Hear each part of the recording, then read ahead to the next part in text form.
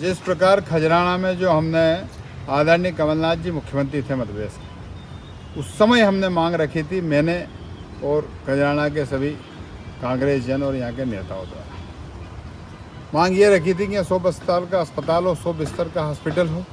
उन्होंने तत्काल स्वीकृति दी और कलेक्टर को इनको सबको हमने यहाँ पर घुमाया और घुमाकर ज़मीन की स्वीकृति दी, बिल्डिंग की स्वीकृति दी और स्टाफ की स्वीकृति, सारी स्वीकृति उन्होंने मध्य प्रदेश की सरकार में सबसे पहला कोई हॉस्पिटल स्वीकृत हुआ 100 बेड का, तो वो खजराना में हमारी पहल पर माननीय मुख्यमंत्री कमलनाथ जी ने किया था।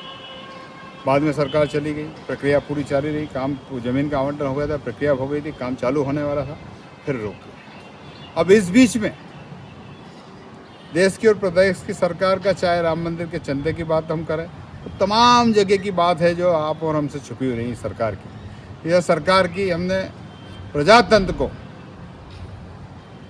और संविधान को खतरे में अगर किया है तो इस देश के और प्रदेश की सरकार ने किया, जिसका उदाहरण हमने ज़मीन बिकते हुए देखा, मकान बिकते हुए देखा, दुकान बिकते हुए देखा, लेकिन इंसानियत बिकते हुए कभी नहीं देखा। ये पहली बार विधायक बिके, सांसद बिके, सरकारें गिरी, ये आप पहली बार हमने ऐसी स्थिति देखी है। ये दुर्भाग्य है।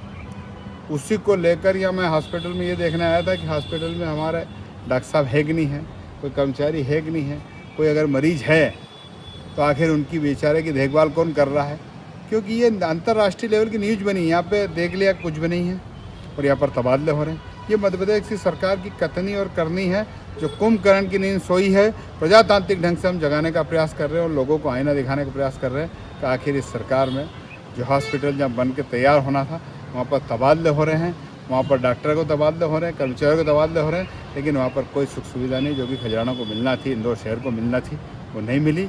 और इस प्रकार के कृत्य जो आए, जो देश के और अंतर्राष्ट्रीय लेवल में मीडिया ने इसको उजागर किया और इंदौर शहर का नाम शर्मसार किया और मध्य प्रदेश सरकार का नाम कलंकित किया।